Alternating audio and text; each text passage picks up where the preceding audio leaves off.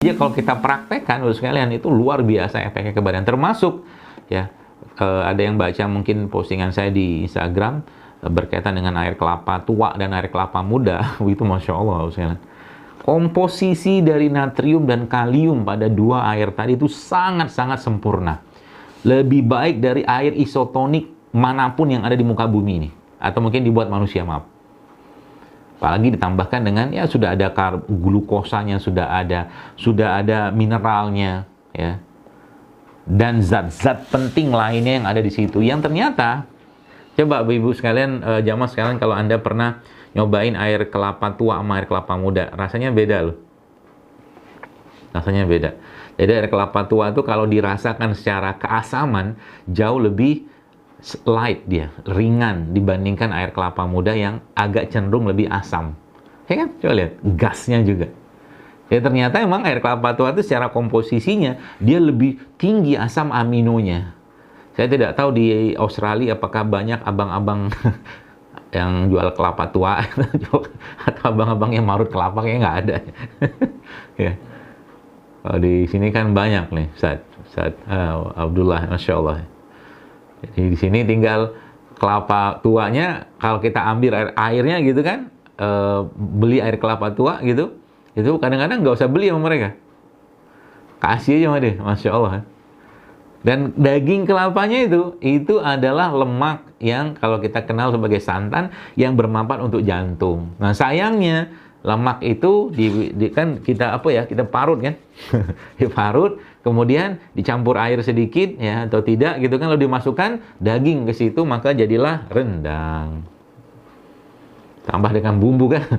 Padahal seandainya nih kalau kita minum santannya doang, Masya Allah sekalian, santan itu lemaknya sangat baik buat jantung kita. Santan ya.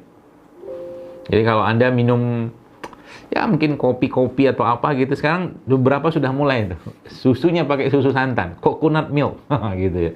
Masya Allah, ini kan pupuk nih. Tadi kan kita bahas tentang air ya, ini nyambung sama itunya, pupuknya gitu kan. Jadi Masya Allah ya, itu baru bicara santannya doang gitu kan, bicara air terbaik gitu kan. Jadi air kelapa itu dengan komposisi natriumnya yang sangat-sangat seimbang dengan kalium, bahkan kecenderungannya kaliumnya lebih tinggi. Sehingga memang air kelapa adalah air yang sangat baik untuk menurunkan tekanan darah.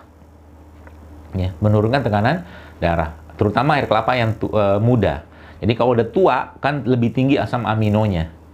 Ya, maka asam amino ini adalah bahan baku pembuat gen. Jadi mungkin yang sudah usianya ya 45 tahun atau 50 tahun ke atas ya, sudah merasa tua lah. Atau mungkin ubannya sudah agak banyak misalkan gitu kan. Nah, saatnya kita minum air kelapa tua. Boleh nggak minum air kelapa muda? Ya boleh sih. Tapi secara khasiatnya atau mungkin secara kandungannya kan beda tuh. Beda. Ini air ya, jadi air. Kita bahas yang pertama air. Jadi intisari air inilah, carilah air-air yang bersifat alkali atau basah. Ya. Lo kan air kelapa bersifat asam, ya. Air kelapa bersifat asam, betul. Cuman air kelapa itu sudah dijadikan seimbang komposisi mineralnya oleh Allah Subhanahu Wa Taala. Ya. Maka kalau saya pribadi, kalau air mineral biasanya saya lebih memilih minimal pH-nya netral. Ya, kalau bisa cari yang air yang pH-nya basah atau alkali. Atau dia juga mengandung yang lain-lain lah, ya, bukan air yang dibuang mineralnya. Itu yang pertama. Yang kedua, kalau kita bicara tentang pupuknya kan tanah tadi tuh. Jadi ini konsep ini sebenarnya kalau Anda pakai sekalian, itu Masya Allah, penyakit itu lama-lama hilang dengan sendirinya. Karena metabolismenya diperbaiki, pencernaan diperbaiki, usus diperbaiki. Kan ada kalimat yang kita pernah dengar, all disease start from the gut, bahwa penyakit itu mulai dari pencernaan. Emang iya.